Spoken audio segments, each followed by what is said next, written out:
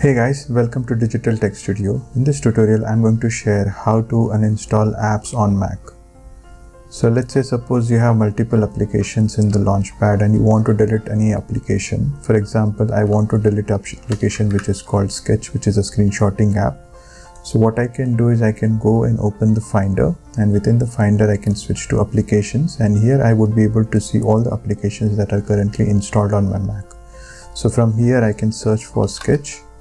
So I can see the Sketch. So what I can do is I can just go right click on that particular selected application and select move to trash.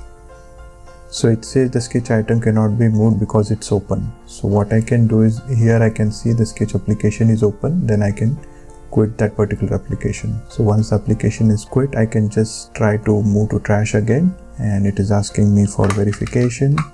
Let me verify, and I can see the application is trashed. So if I open the trash folder, you can see the Sketch application is there. So what I can do is I can just simply go right click and select delete immediately and then confirm.